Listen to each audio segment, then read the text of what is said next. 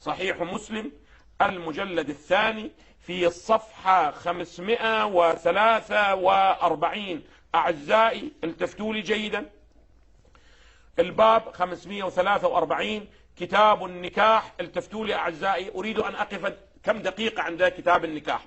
كتاب النكاح باب نكاح المتعة، وبيان أنه أبيح ثم نسخ ثم أبيح ثم نسخ واستقر تحريمه إلى يوم القيامة.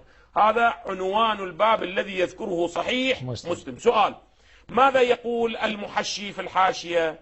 يقول نكاح المتعة، قال الإمام النووي الذي هو أحد شراح الكبار لمسلم: الصواب المختار أن التحريم والإباحة كانا مرتين، فكانت حلالا قبل خيبر، ثم حرمت يوم خيبر، ثم أبيحت يوم فتح مكة وهو يوم أوطاس لاتصالهما، ثم حرمت يومئذ بعد 3 أيام. يعني في عهد من؟ في عهد رسول الله حرمت تحريما مؤبدا إلى يوم القيامة.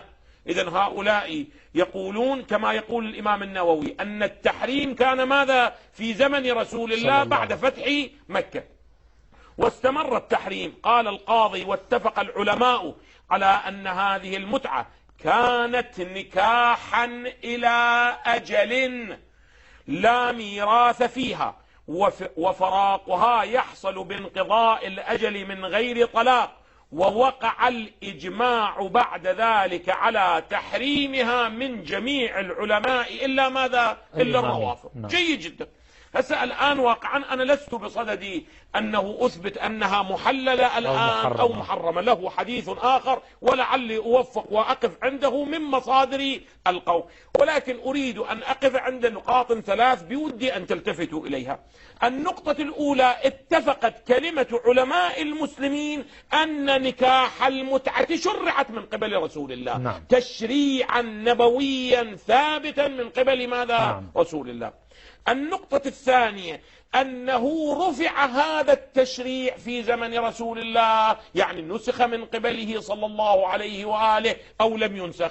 يدعي كما نقلنا عن الإمام النووي أنه ماذا؟ نسخ في زمن رسول الله. أنا الآن ما أريد أجيب، ما أريد أدخل في التفاصيل، ولكن يكفيني أن أقرأ روايتين في هذا المجال من صحيح مسلم. الرواية الأولى: أخبرنا في أي صفحة؟ بلي صفحة 544 رقم الحديث، طبعا في نفس الباب، رقم الحديث 15 من نفس هذا الباب الذي أشرنا، يعني رقم الحديث 1404 رقم 15 من هذا الرقم.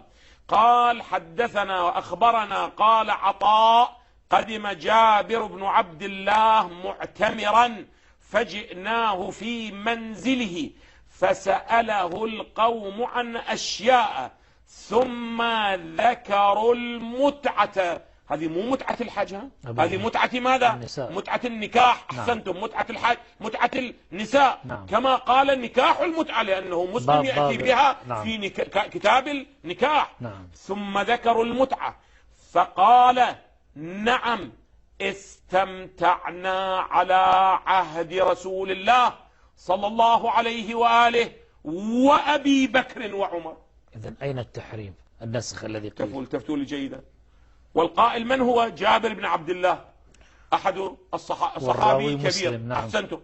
سؤال بيني وبين الله: هذا النص يثبت أنه نسخ أو أنه كان موجودا إلى عهد عمر؟ كان موجودا إلى عهد عمر. إذن أعزائي، لا يقول لنا قائل أنه نسخ في عهد، لا أقل هناك روايات تقول أنه كان في عهد رسول الله، وكان في عهد الخليفة الأول، وكان في عهد الخليفة ماذا؟ عمر الثاني. التفتوا لي جيدا. أو إلى زمن أو إلى شطر من حيث. ورواية أوضح: قال أبو الزبير قال: سمعت جابر بن عبد الله يقول: كنا نستمتع بالقبضة. هنا يقول القبضة ما قبضت عليه من شيء، بالقبضة من التمر والدقيق الذي هو المهر. والدقيق الأيام على عهد رسول الله، نستمتع أياما يعني إلى أجل. نعم. بعد سنتم على عهد رسول الله وأبي بكر حتى نهى عنه عمر في شأن عمرو بن حريث، يعني في قضية خاصة. نعم. عمر ماذا؟ نهى عنه. غضب فحرم. إذن أعزائي التفتوا لي جيدا، سؤالي أن عمر بعد أن ثبت بهذا الحديث أنه كانت على زمان أبي بكر وشطر من خلافة عمر، أن عمر نهى عنها نهي تشريع أو نهيا ولائيا، احتمالان لا ثالث لهم. الاحتمال الأول أنه نهي تشريع، وهذا اتفقت كلمة علماء المسلمين أنه بدعة. كيف يمكن لحلال محمد أن يحرمه أحد ولحرام محمد صلى الله عليه وآله أن يحلله أحد؟ فإذا فعل ذلك بعنوان التشريع وهؤلاء يتبعون عمر بعنوان تشريع فهذه بدعة، وكل بدعة ضلالة، وكل ضلالة في النار، كما في الأحاديث الصحيحة والمعتبرة عندنا وعندكم أيضا. متفق. هذا أولا. وإن قلتم أنه لا، أن عمر باعتباره ولي الأمر وباعتباره خليفة رسول الله وجد المصلحة ماذا؟ أن ينهى عنها. الجواب أنا لا أريد أن أتكلم الآن أن عمر هل هو ولي الأمر حقا أم لا، له حديث آخر، ولكن أقول هذا الكلام حتى لو تنزلنا وسلمنا وقبلنا جدلا أنه هو ولي الأمر الشرعي، بموته يزول ماذا؟ يزول أمره، لأن الأوامر الولائية إنما تبقى بوجود مصلحتها، فإذا زالت المصلحة يرجع الحكم الأصلي الشرعي إلى حاله. هذه كان نقطة لثلاث أربع دقائق حتى تتضح هذا الذي يشنعون به على الفضائيات وأنتم أهل يا أخي هذه أحاديثكم الصحيحة تقول بشكل صحيح وواضح أنها مشرعة من رسول الله، وأنها كانت مستمرة إلى عهد أبي بكر وعمر، وأن الذي نهى عنها عمر. نحن لم يثبت عندنا هذا النهي، يعني نحن لا نقلد صحيح مسلم حتى نعمل بصحيح مسلم. هذا مضافا إلى أنه أساسا هذا النهي لا يمكن أن يكون نهيا أبديا، بل هو نهي زماني مرتبط بظروف خاصة. أرجع إلى محل كلامي. إذن صحيح مسلم بشكل واضح وصريح أعزائي ماذا يقول؟ وأنا بعد دقائق 5 دقائق أحاول أن أستمع إلى مداخلات الأعزة. أعزائي إذن في صحيح مسلم الرواية ماذا؟ إلى أجل. الرواية التفتوا لي جيدا، الرواية سمعت، أرجع إلى بحثي. سمعت عبد الله، يعني عبد الله بن مسعود يقول، الرواية 1404 يقول: كنا نغزو مع رسول الله صلى الله عليه وآله ليس لنا نساء، فقلنا ألا نستخصي في الذيل، يقول أي ألا نفعل بأنفسنا ما يفعل بالفحول من سل الخصي ونزع البيضة بشق جلدها حتى نخلص من شهوة النفس ووسوسة الشيطان، فنهانا عن ذلك ثم رخص لنا أن ننكح المرأة، يعني نهانا عن أن نستخصيه، مو نهانا عن المتعة. ثم رخص لنا أن ننكح المرأة بالثوب إلى أجل. احفظوا هاي الجملة، إلى أجل.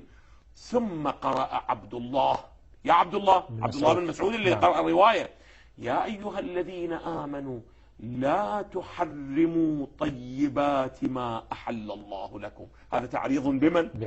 بعمر الذي حرم ماذا؟ الطيبات التي أحلها. هذا يكشف عن أمرين: أولا أن عبد الله بن مسعود قائل ماذا؟ بأن هذه المتعة كانت موجودة حتى بعد رسول الله. وثانيا يجعلها ماذا؟ من الطيبات. يا أيها الذين آمنوا لا تحرموا طيبات ما أحل الله لكم ولا تعتدوا إن الله لا يحب تحريم حلال محمد اعتداء. أحسنتم. ولا يتبادر إلى الذهن أن هذا الحديث فقط ورد عند ماذا؟ عند صحيح مسلم. هذا أمامكم أعزائي مسند الإمام أحمد الذي هو أقدم ماذا؟ الذي هو الإمام أحمد بن حنبل في 241 من الهجرة. أعزائي هناك ينقل الرواية أيضا كما أشرنا، قال في الجزء السابع أعزائي، الجزء السابع في الصفحة 93. أنا أستعجل باعتبار الوقت بدأ يضايقني. نعم. الرواية أيضا عن عبد الله قال كنا نغزو مع رسول الله إلى أن تقول ثم قرأ عبد الله. التفتوا يا أيها الذين آمنوا لا تحرموا طيبات ما أحل الله لكم. وأيضا نقلها أيضا من هو أقدم أيضا من مسند أحمد، وهو مسند ابن أبي شيبة، تصنيف الإمام الحافظ ابن أبي شيبة المتوفى 235 من الهجرة، تحقيق أحمد بن فريد المزيدي عادل بن يوسف العزازي، الجزء الأول دار الوطن أعزائي، صفحة 143 أيضا بنفس البيان.